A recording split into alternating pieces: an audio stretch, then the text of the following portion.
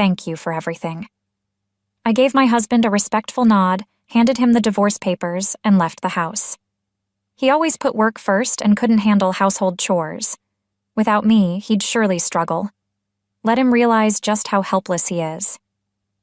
My name is Susan. I quit my job right after we got married and became a homemaker. My husband, Robert, was my former boss, known for his exceptional work skills. Ever since I started working under Robert, he was always there to help. He often gave me advice about work, and eventually we started going out for dinners privately. We began dating secretly at work and announced our relationship when we decided to get married. When I shared the news of our marriage, many female colleagues were envious. Becoming a homemaker was Robert's idea. However, once we started our married life, Robert began to look down on me. "You just lay around at home and still get to eat. You're really lucky. Who do you think provides for this lifestyle? You should be grateful to me," he'd say. If I tried to go out on a weekday, he'd make a displeased face. "Going out for lunch while I'm working? Who do you think earns the money for that lunch? Think about it." I started to feel reluctant to go out, fearing Robert's reaction, and began to stay home more. Is this my life now? Just waiting for Robert to come home? I can't stand this, I thought. I felt like I needed a change. Determined, I decided to work outside again. But Robert wouldn't allow me to work part-time. "You want to work? Is my salary not enough for you?" "That's not it," I tried to explain desperately. "I feel suffocated staying at home all the time." "You think of work as just a breather? Are you taking it lightly?" He bombarded me with accusations, but I knew if I backed down, nothing would change. I pleaded with Robert. After much persuasion, he finally agreed to let me work part-time on the condition that I wouldn't neglect household chores. Working outside after a long time was nerve-wracking, but it felt refreshing. I worked hard to ensure Robert had no complaints about the housework after my part-time job.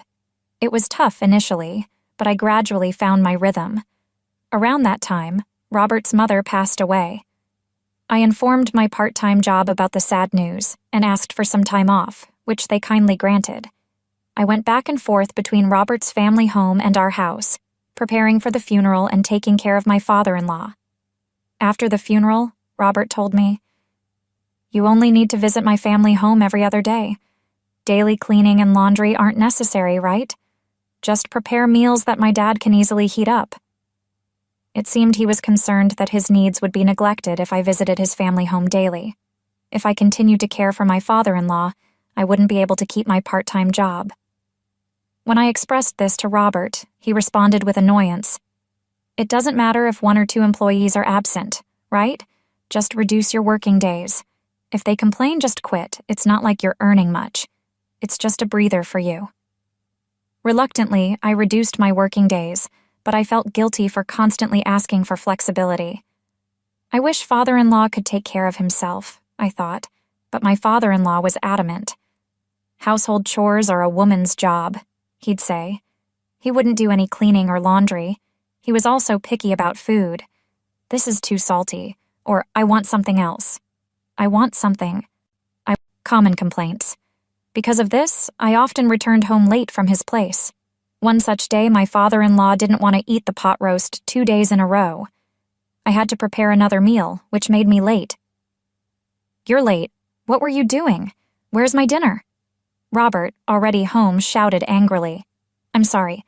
Father-in-law wanted something different, so I had to make another meal. I'll serve dinner right away." I served Robert the pot roast I brought back. "What's this? You promised to take care of the house as usual, right? If this happens again, you'll have to quit your part-time job." "Wait a minute. I was late because I went to your family home, not because of my part-time job." "Enough. You're stretched thin because of that part-time job. Don't ever make me wait again after I come home from work." I knew arguing wouldn't change his mind, but I couldn't accept it. I continued to juggle household chores, caring for my father-in-law and my part-time job, sacrificing sleep. Then one day, I received an unexpected call from my mom.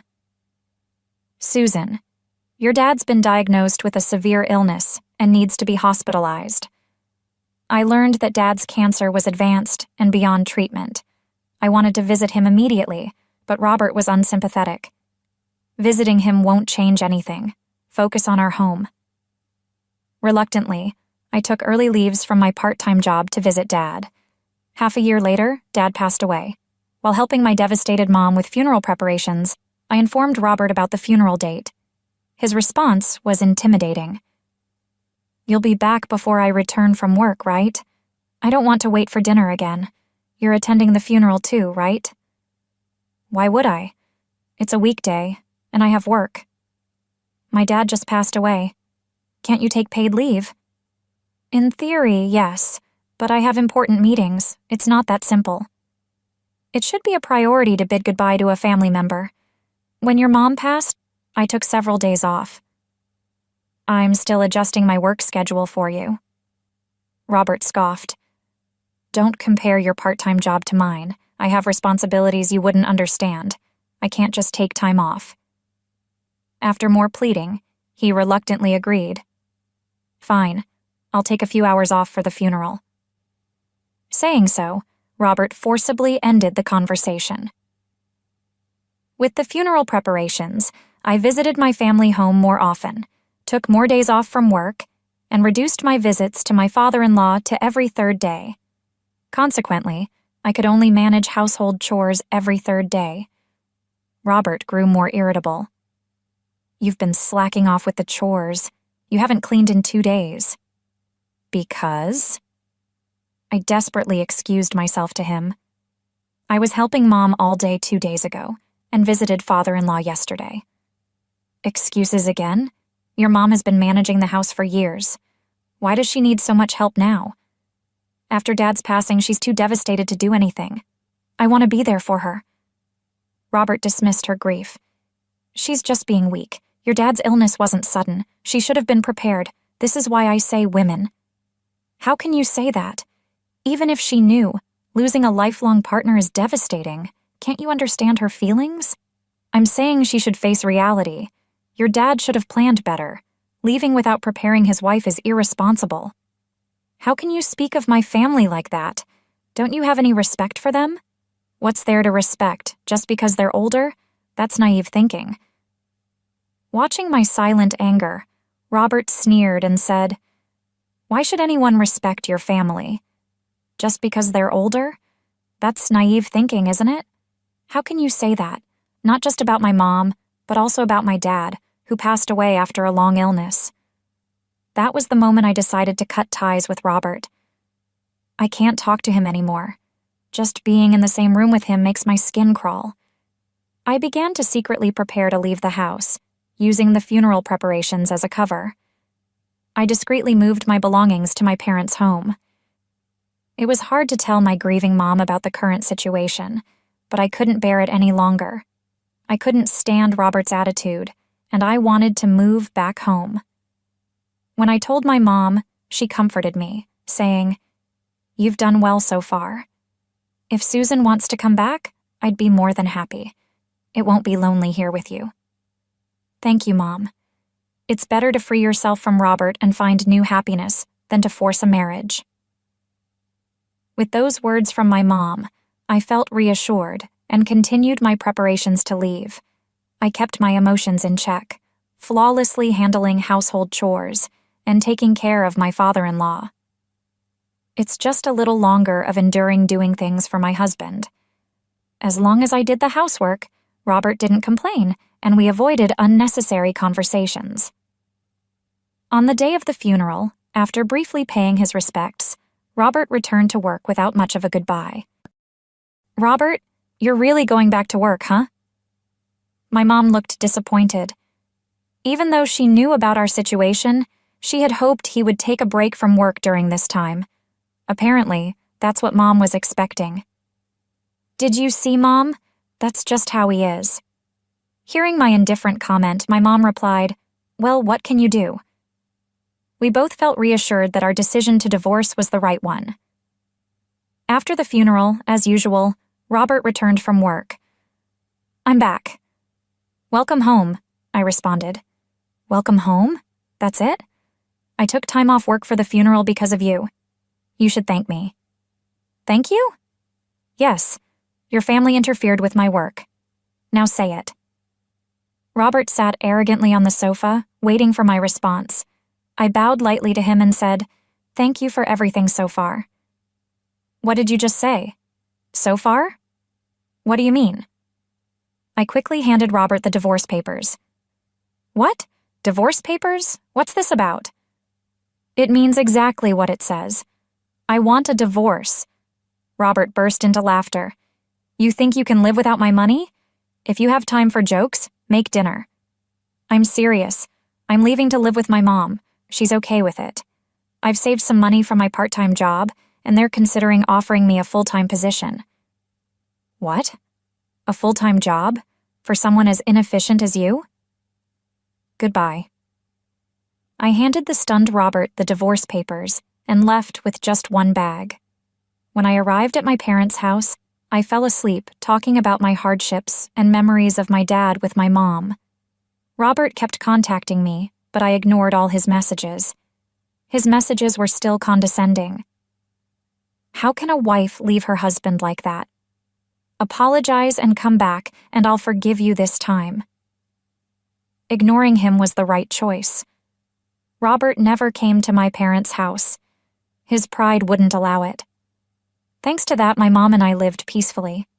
A few days later, I realized I left something at the house and sneaked back while Robert was at work. The house was a mess. Garbage and dust were everywhere, with fast food wrappers scattered in the kitchen and wrinkled clothes all over the floor. It seemed Robert hadn't done any housework.